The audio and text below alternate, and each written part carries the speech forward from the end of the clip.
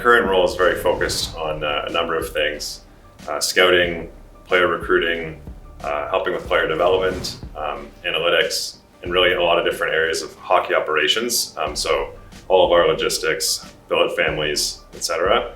And I'd say my role slowly changed over time, having started focused purely on analytics, but none of the change happened just overnight, I guess.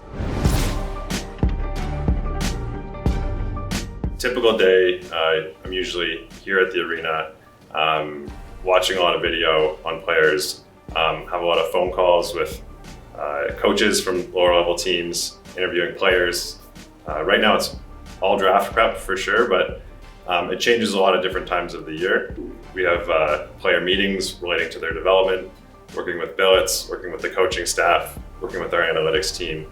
And then in the evenings and weekends, out on the road, scouting games. In a normal year, if watching video is 20 or 30% of preparation for the draft, last year it would have been 90%. And there would be the odd game or a showcase, but there's really no consistent minor hockey in almost all of Ontario. And in terms of recruiting, we've had to make some modifications for sure. We would do a lot more building tours and showing off our facilities to players in a normal year. And instead we've had to shift some of that to be digital or sending out recruiting packages. I would say I oversee it now as opposed to leading all of it day to day.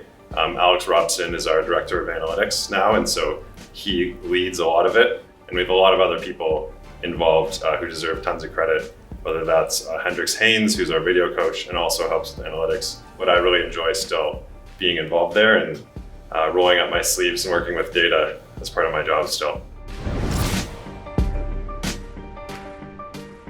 Mike McKenzie is making the final decision on everything, but I think we just try to be as flexible as we can and have as much depth as you can. We've had a lot of affiliated players playing our lineup this year who've done great jobs and have really helped out. But I think one of the most complicated parts has been the border and trying to go to the US and back, and the need for testing and what happens if there's COVID found while people are traveling. We've got some really exciting young players on our roster who've already shown great development from the start of the season to now. Next year specifically, we're returning almost the entire team with the exception of a few of our overage players who aren't eligible. And then we also have some very high-end players, rights, who are slated to go quite high in this year's NHL draft. And to the point about recruiting, we're hoping to get some of them signed, and if they do come, they could have very big impacts in the OHL next year.